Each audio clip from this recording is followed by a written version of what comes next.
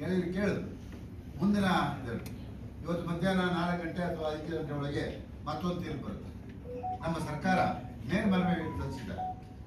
ಅವರಿಗೆ ವಾಸ್ತವ ಪರಿಸ್ಥಿತಿಯನ್ನ ತಿಳಿಸೋದಕ್ಕೆ ಎಲ್ಲ ಅಧಿಕಾರಿಗಳು ಕೂಡ ಮಾಹಿತಿ ಕೊಡೋದಕ್ಕೆ ಇವತ್ತು ಅಲ್ಲಿ ಸಭೆ ಸೇರಿದ್ದಾರೆ. ಸಭೆ ಆದಮೇಲೆ ಆ ಒಂದು ನಿಯಂತ್ರಣ ಮಂಡಳಿ ಯಾವ ತೀರ್ಪನ್ನ ಕೊಡ್ತಾರೆ ಕಾದು ನೋಡ್ತಾ ಇದ್ದೀವಿ ನಾವೆಲ್ಲರೂ ಕೂಡ. ಹಾಗಾಗಿ ಆ ತೀರ್ಪು ಏನು ಬರುತ್ತೆ ಅದರ ಮೇಲೆ ನಾವು ಡಿಪೆಂಡ್ ಆಗಿದ್ದೀವಿ.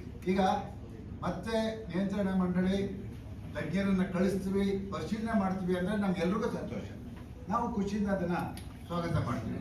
ಇಲ್ಲ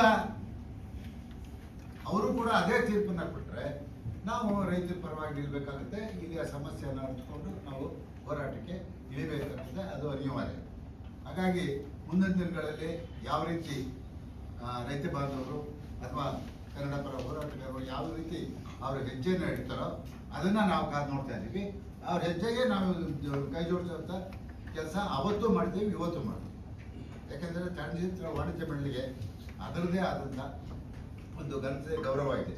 ಅದನ್ನು ಉಳಿಸ್ಕೊಂಡು ಹೋಗುವಂಥ ಕೆಲಸವನ್ನು ಯಾವತ್ತು ಮಾಡ್ತಾರೆ.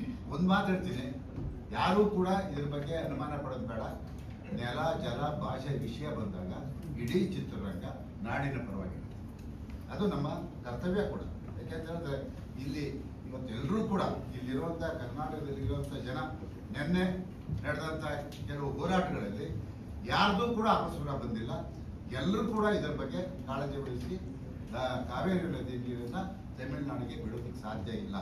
ಅಂದರೆ ಈಗ ಏನಾಗಿದೆ ಅಂತ ಹೇಳಿದ್ರೆ, ನಾವು ಕುಡಿಯೋದಕ್ಕೆ ನೀರಿಲ್ಲ ಅಂತ ಇದ್ದೀವಿ.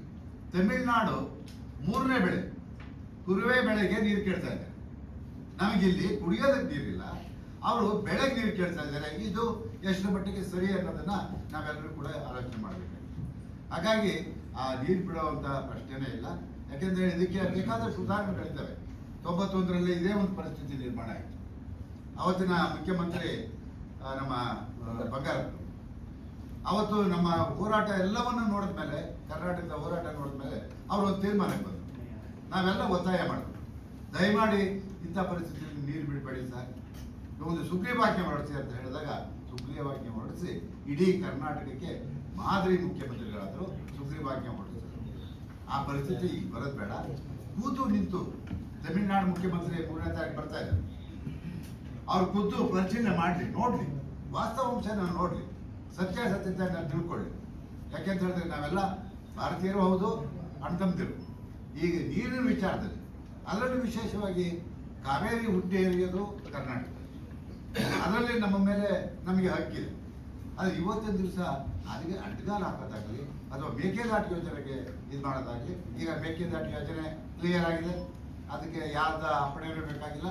ಅದನ್ನು ಮುಂದಿನ ದಿನಗಳಲ್ಲಿ ಮೊನ್ನೆ ಮುಖ್ಯಮಂತ್ರಿ